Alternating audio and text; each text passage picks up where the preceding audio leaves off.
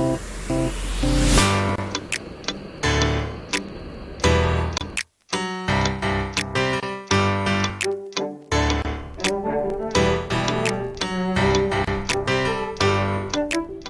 up, guys? Welcome back to the next episode of the bumper build for the Land Rover Disco 2.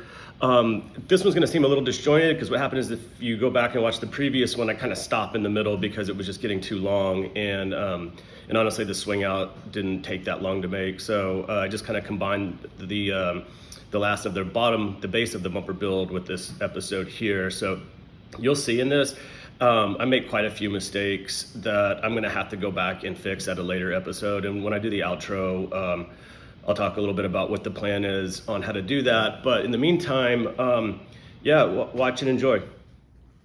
Cut that out. That was a lot of fun. Cut the outer piece out and then the inner piece. I'm going to have to grind this down because that's just not going to work in here. So sand that down, and yeah, this was the other piece. It's welded on. A lot of heat that went into it, so I'm not going to try to salvage this. I think I'm going to pull this bumper off, do a little bit of it needs some sanding on this side so that the top will fit on, and do some sanding on that edge, and then get that support structure and everything in here for the pivot, and then yeah, we'll go from there. So looking much better. I got this welded in. I got these pieces right here to act as supports. They're a little hot right now because I just cut them, but they'll basically kind of come out and kind of corner everything into this area here, because if I go outwards, I could probably go outwards on this one, but if I go outwards on this one, it cuts off the tail light. So it's going to have to channel all of its energy back into that joint there. So we'll see how that goes. Hopefully with the top on, it provides a lot more structural support. These brackets that I fabricated were just way off, absolutely way off. And I don't really feel like, I mean, look at this, I can't do that. So, I mean, that's just absolutely terrible. So what I'll do is basically something like this, and then something kind of outwards, probably. Oh shit, that's hot. Something probably outwards, and it'll cover a lot more of the surface area. So I'm hopeful that works. From there, yeah, we're gonna get this piece on. We're gonna get it mounted up, that piece on.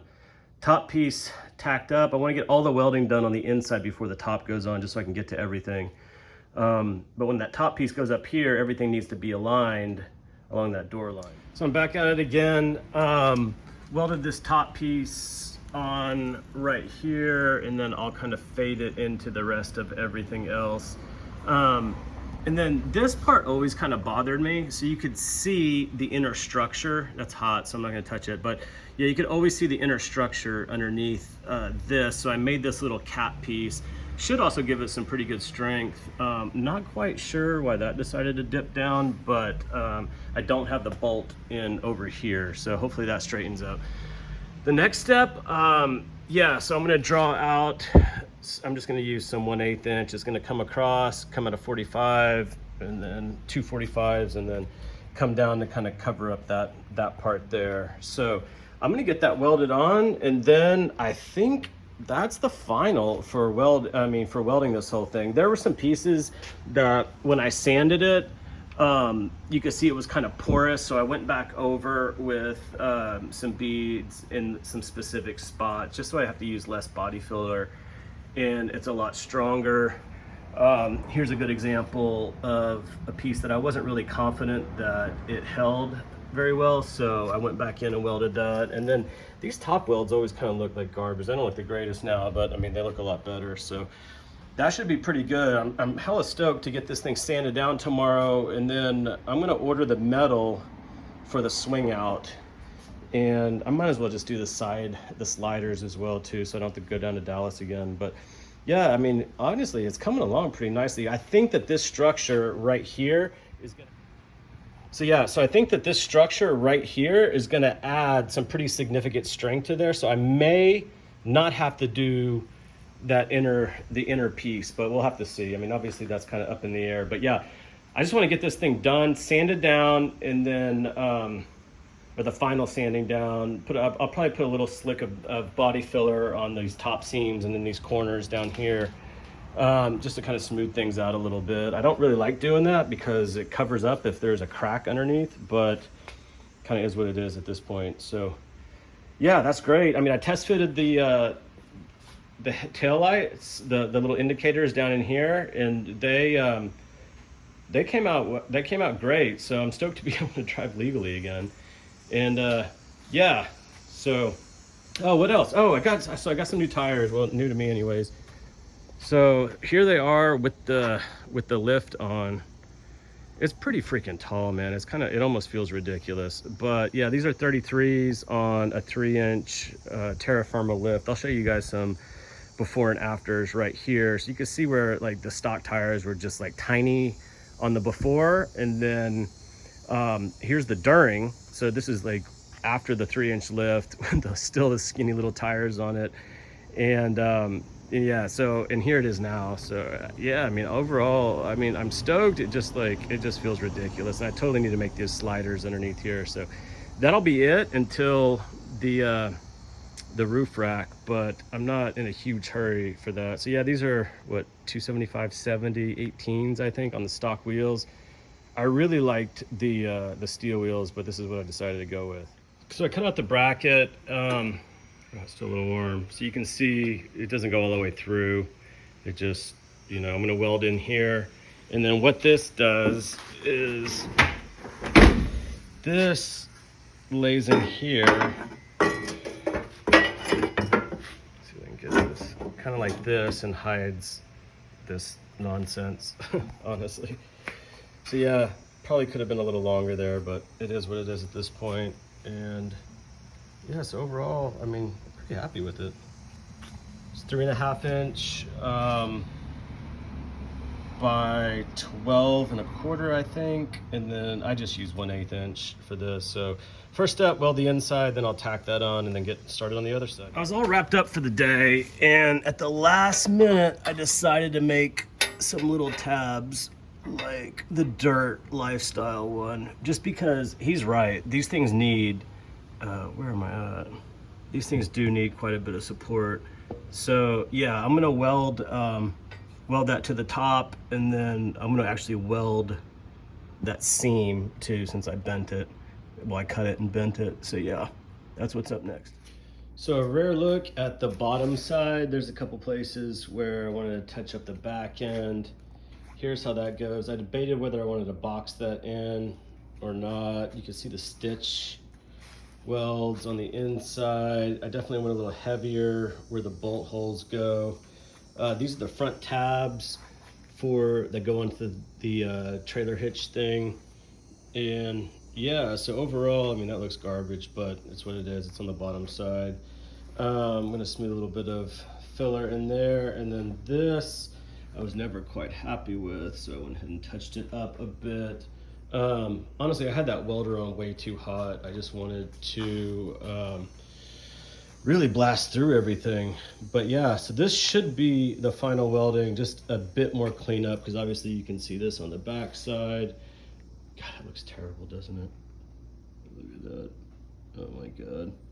Should hold okay though, hopefully. So yeah, all in all, pretty stoked. This is how I'm making the swing out. You can see that the bumper, I did some final welding on it yesterday, so it just needs a quick sand, and I'm bored waiting for the steel to get cut, so decided to make up some templates just to mock up everything. So you can see that mine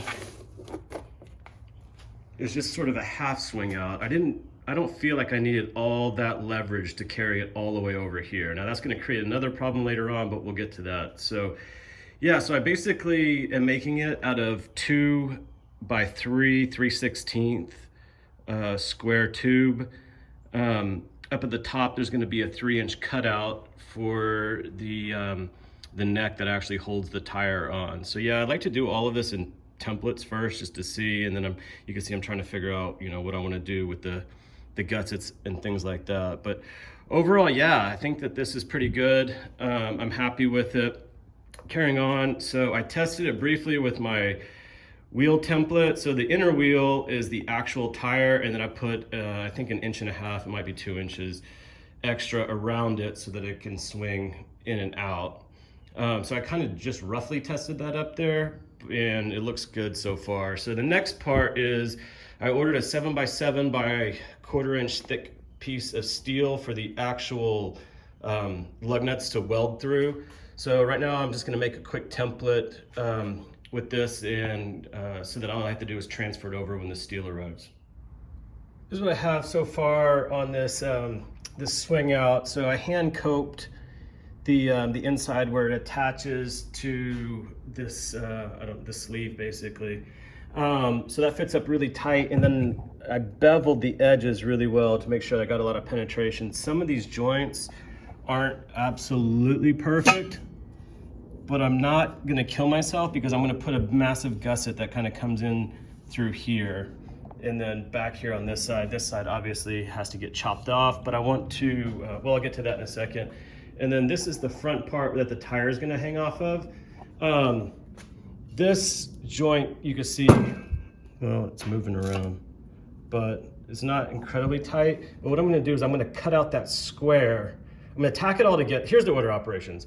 I'm gonna tack it to the sleeve, right? Make sure that that's all level, everything swings out perfectly, there's enough room.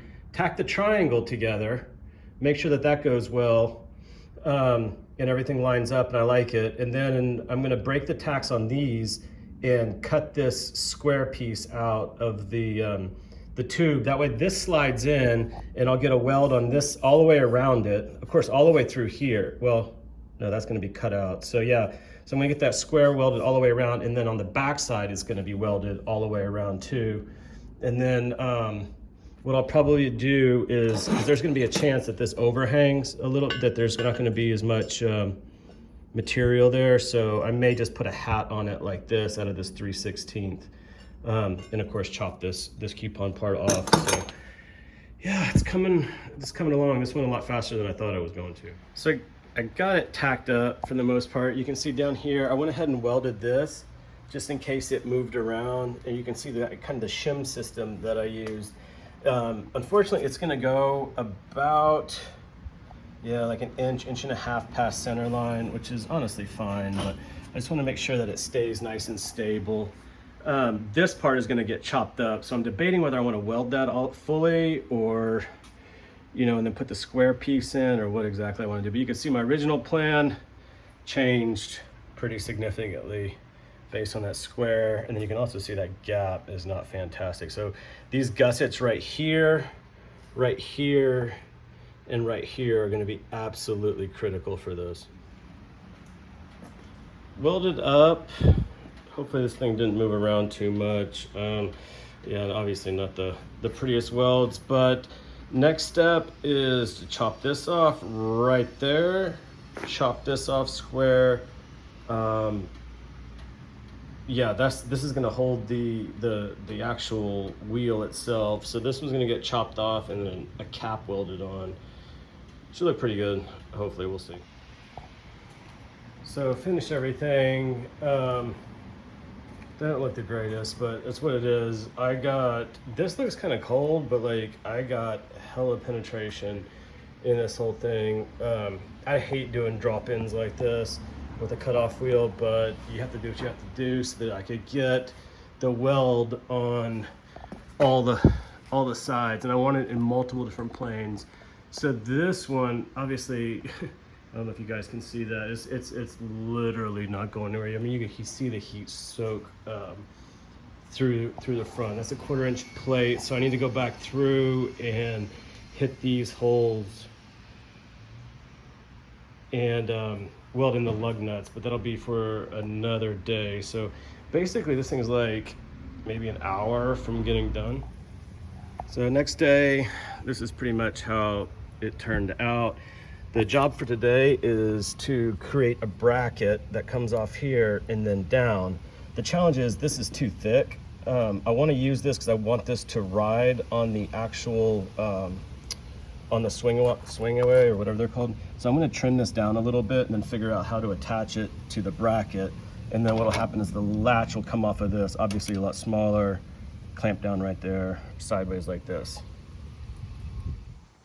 This thing did not want to cut at all, and it's a little chunky, so I'm going to clean it up with the flap disc. I ended up having to take a reciprocating saw to this thing. It was did not want to get cut.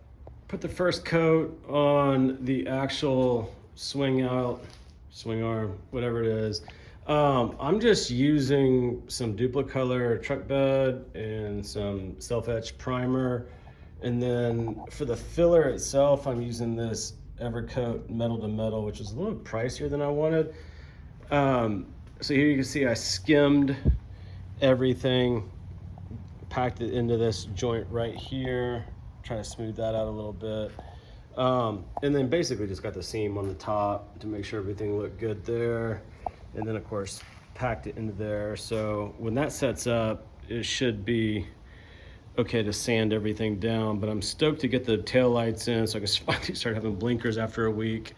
And yeah, so we have some exciting things to do with this exhaust here, but more on that later. Put a couple of coats of really light etch primer on the whole underside of the bumper. I'm gonna wait for that to tack up a little bit, possibly even dry a little.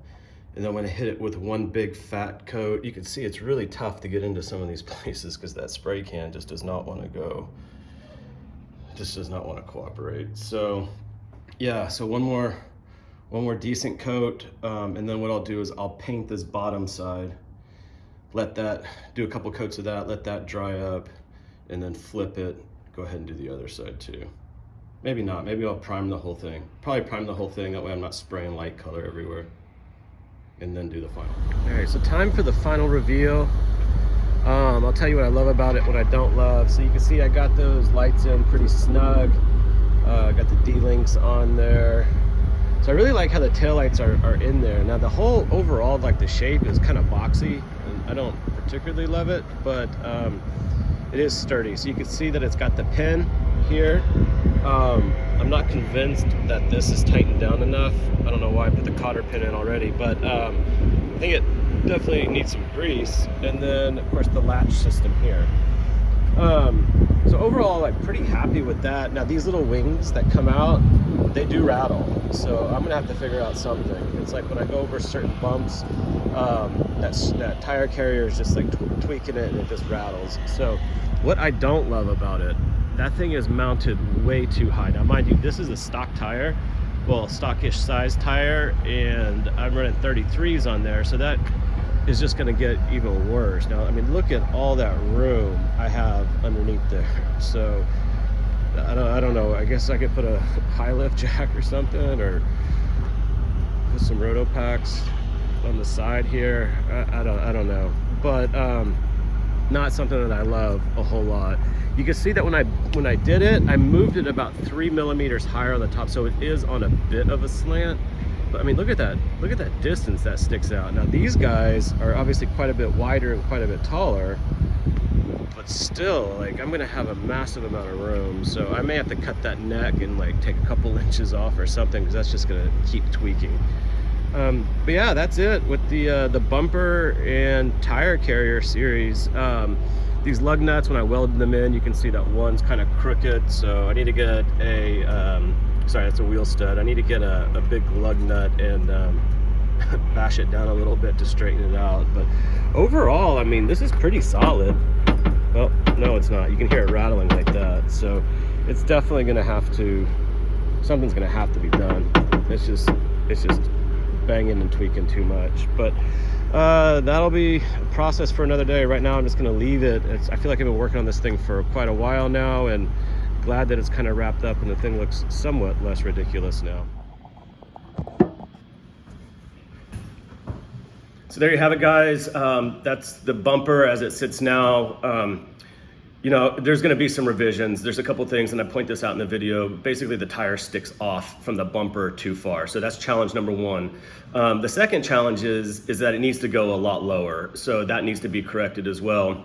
And the final thing is really, if you look closely, because of I made the bracket to the size of that Teflon piece that it rides on. So the challenge with that is that it's not exactly the same. It slants toward the bumper because I made that bracket wrong. So I'm gonna have to chop that bracket off and make it the appropriate length. And what I'm gonna do is I'm just gonna take that, the Teflon piece or polyurethane or whatever it is, and cut it in two, and then I'm gonna use sheet metal screws to attach it to the actual plate itself. So yeah, I think that'll add a lot more stability and structure, you know, on this build. So that is gonna have to come in a part 2.5, I guess, afterwards. But yeah, that was pretty much it. Make sure you like and subscribe, please. I could use the help. This thing's just getting started, and so yeah, we'll see you on the next project.